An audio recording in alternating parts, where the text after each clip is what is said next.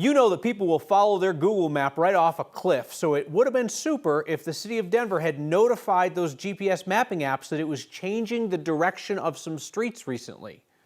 We told you about the chaos that ensued, people driving into oncoming traffic with no idea the traffic pattern had changed. Now the city tells our Mark Salinger it's going to adjust how it rolls out these changes.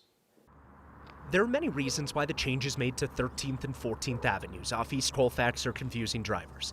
Let's start with the GPS apps millions of people use. Denver's transportation department changed the direction of these two streets from one way to two ways, but didn't tell Apple Maps or Google Maps. And I still think it's not updated. Jonathan from the local tire shop off 14th is right. Finally today, after we asked a bunch of questions, the city told us they're reaching out to notify Apple and Google and working to create a process in the future to notify the apps when changes are made to streets. And all of a sudden it's a change. So I've seen people already go on the opposite side of the street, coming back up, not knowing that it's a two-way. Right again, Jonathan. But things are better than the original plan.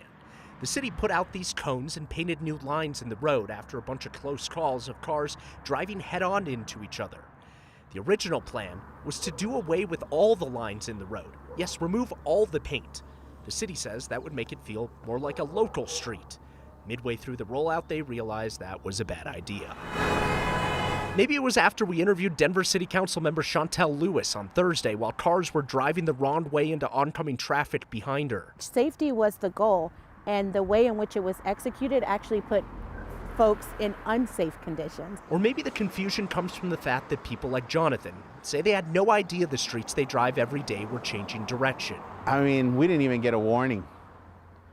Nothing that said, hey, this is gonna be a two-way. The city disputes that claim. They say they did put out signs, but clearly not everyone saw them.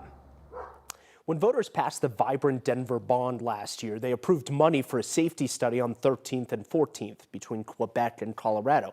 That's a much longer stretch than the city first did these changes on. And they tell me that any further discussions to change those parts of the road, also to allow two-way traffic, would this time include a public outreach, Kyle. I don't want to be critical of a job that I've never done, but if I was going to change the direction of a street, top on my list would be tell the people who live around there a bunch. Tell them until they say, yeah, I got it. And also tell the map companies. This seems like basic stuff. And city council says that as well, because I just got a letter from Chantel Lewis, who represents that district, asking for DOTI, the Department of Transportation and Infrastructure, to come in and talk to city council members to explain exactly why this coordination was so wrong.